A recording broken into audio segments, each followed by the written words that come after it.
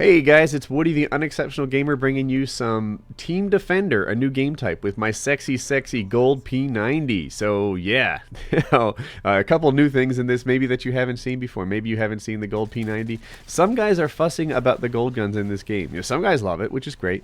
But the general consensus I'm seeing amongst other people is it doesn't have the glimmer that they were hoping for. It looks a little more spray painty and a little less, shiny buffy gold. But whatever, I don't fuss. It's gold. It's gold. Look, I don't have that many gold guns in Call of Duty history, but it looks like in this game, if I keep playing it, I'm going to be getting a lot of gold guns, and I'm kind of psyched about that. You're going to see a lot of gold guns from people. But let's talk Team Defender. I want to tell you guys how to play this because it wasn't really obvious to me when I first did it. Here's the deal. Before the game was released, a lot of us thought it was like Oddball, in that the longer you hold the flag, the more points your team racked up. That was what we thought it was, and that was close to true, but not exactly true. Get this guy, Woody. So here's the deal. In Oddball, it's all about holding the flag, right? It's all about the amount of time that you spend with the flag compared to the amount of time that they spend holding the flag. Kind of like domination almost.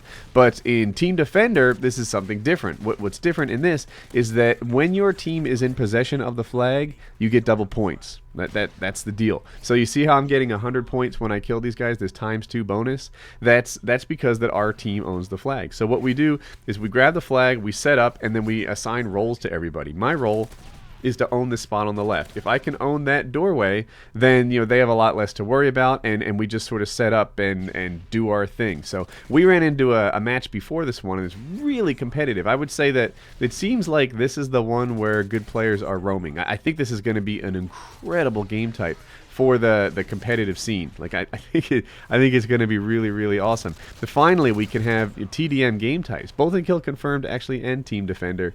We can have TDM game types that aren't boring camp fests because the people are really going to be forced to go get each other, and that's a great thing.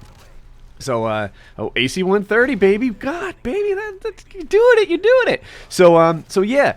Hold the flag, get double points. And now, both with these new TDM-like game types, Kill Confirmed and Team Defender, which I'm playing here, you have decision-making to make, right? You can't just run around and do your thing all the time. Well, I guess you could, but like there's dog tags on the ground, and you have to sit there and say how much is my wife how much is my wife worth? How much is my life worth compared to that dog tag, right? There's a real strong chance I could die. If I think there's someone else who's about to deny that dog tag, I might let them grab it and then kill him. And there's still a dog tag on the ground. It's just from a different guy. Or maybe I think I can get the jump on that guy and collect the dog tag and kill the other and get the double confirmed, right? So with this, it's the same sort of thing. That we have the flag. If these guys just sit there and rush to their death like crazy, then they're going to have this big struggle. They need to sort of carefully advance map control and take down the bad guy. They have the advantage in that he's sitting there on the UAV, right? So they know where he is, and you shouldn't be able to last forever if you're showing up on the map like that.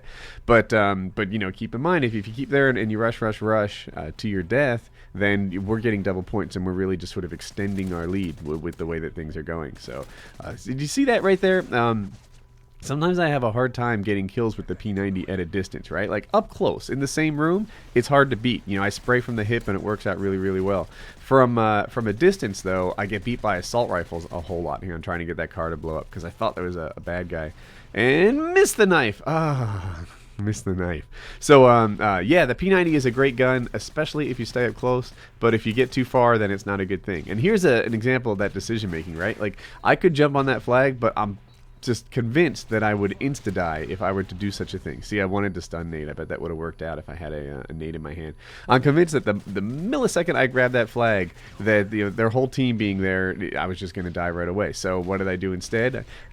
Try and get some kills, try and thin them out a bit so that when we do own the flag, that we get to keep it for a little while and not just die too quickly. So one thing I've noticed is the spawns in this system. So everybody spawns near that flag.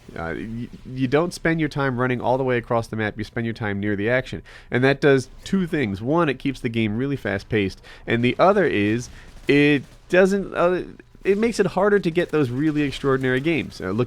Speaking of really extraordinary, get some Woody, clear out the entire team, grab the flag, now we're going to start racking up some double points. Yeah, that's how we do it, baby.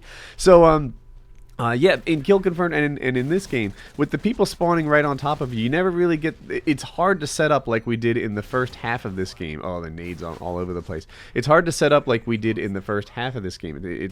It's hard to do that, and because of that, because the spawns are right on top of you, it keeps the thing busy, and but it's a cool game type. I like it a lot.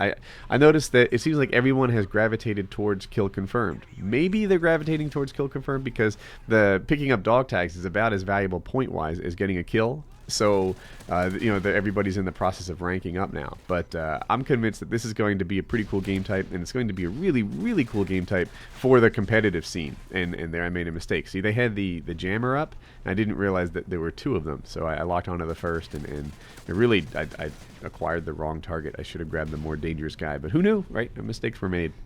So to sum this thing up, the AC-130 and kill streaks in general are not as powerful as they once were. It's really all about who can do some damage with their guns. As a matter of fact, some of the kill streaks I think are less powerful than people with guns. So if you're up there in the Reaper not doing anything or whatever, then the mobile sentry gun, it doesn't seem to do much for us.